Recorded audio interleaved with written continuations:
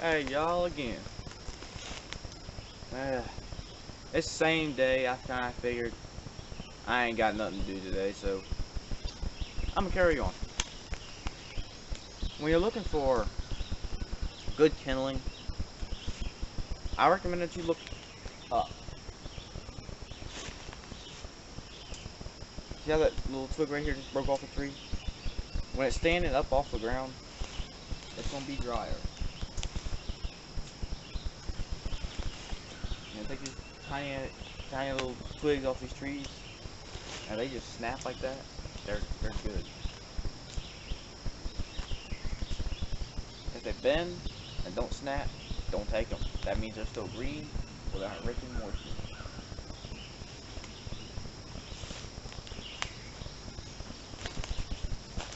You know, here, stuff like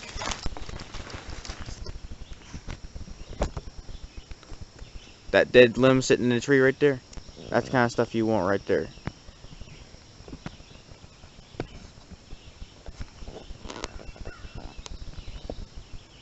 Yeah, whatever. That's the kind of stuff you're gonna want. Alright, now, I don't know if you're gonna be able to hear this on camera, but hear that snap?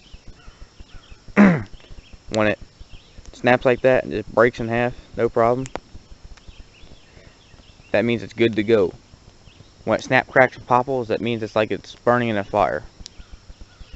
If it snaps and pops like it's in a fire, then you can burn it. That's a tip I always remembered. That's good stuff. You want to look for stuff suspended in limbs, stuff hanging up in the trees, stuff like that. That's what you want to look for.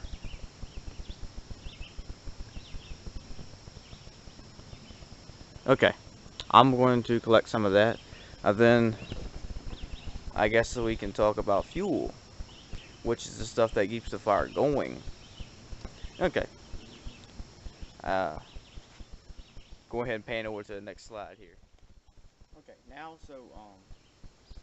when you're collecting your tinder, your kindling, and all that stuff, when you're doing the kindling, you want to start off with this is wet, but it's a demonstration.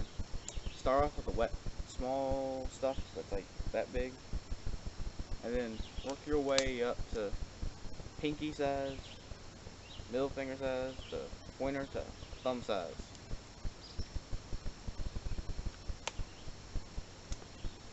The bigger you want to slowly just increase your stick size to the point where you get to stuff like this. Now, I'm going to go look for a few sticks to show you another method of how you can procure your kindling, tinder, kindling, and fuel all out of one giant tree. Okay? See you when I find one. Okay, y'all. So, you're looking for fuel. The exterior is always going to be wet. It's only going to be a few millimeters in that's really actually wet. So all you really need to do, your knife, find the spot you want to split. Sometimes it helps to start off at the thinner end and just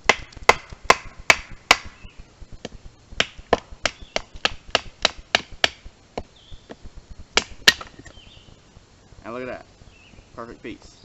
Now you can split this as many times as you like. To split it into pieces of kindling, split it into pieces so thin it's almost tender. Now you can process this as many times as you like.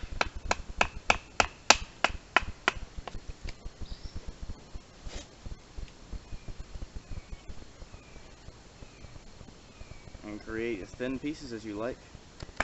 Because after all, you can use this technique and everything's just obscenely wet. See, look, that's a great piece of kindling right there. And look, you can even split that again.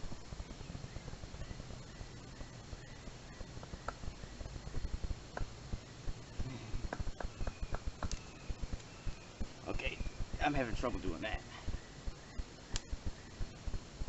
try it up here. You can just split again down the middle.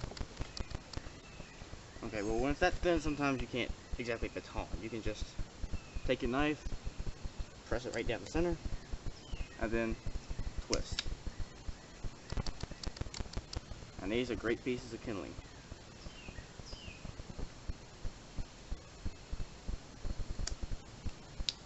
Split it as many times as you like, as thin pieces as you like. And when everything's just soaking sopping wet, you just need, all you gotta do is do this. Get rid of the other end, the wet end I mean, and now you got yourself some dry kindling to use.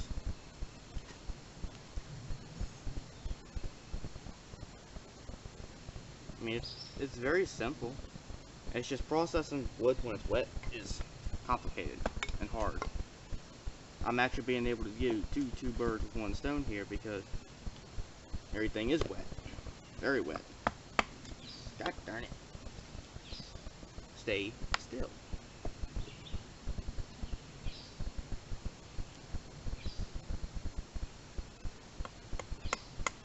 There we go. See, look at that. Just perfect pieces. Now,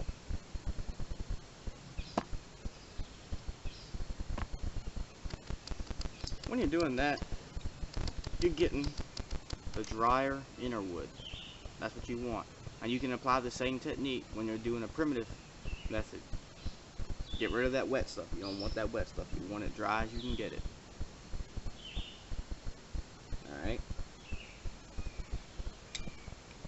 And once you process that, you can just start with a new spot on the same piece you let it off of. It helps if you, when you start your batoning, you start on the very top of the knife. And once you get it in, then you work on the tip.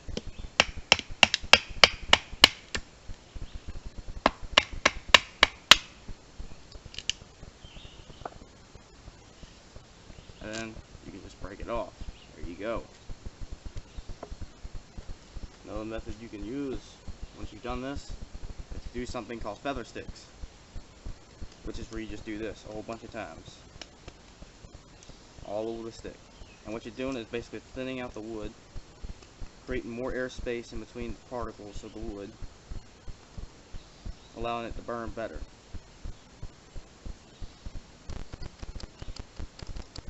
And faster.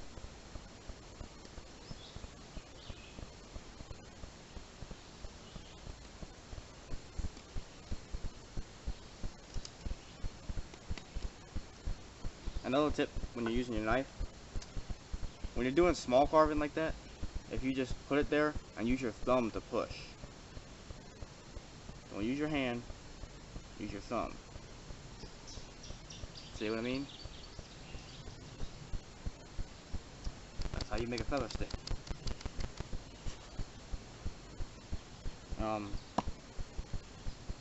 That's pretty much it, really. In the next video, I'll show you how to do primitive bow drill. And then in that video, I might talk about building your fire. Okay. Hope you enjoyed this video.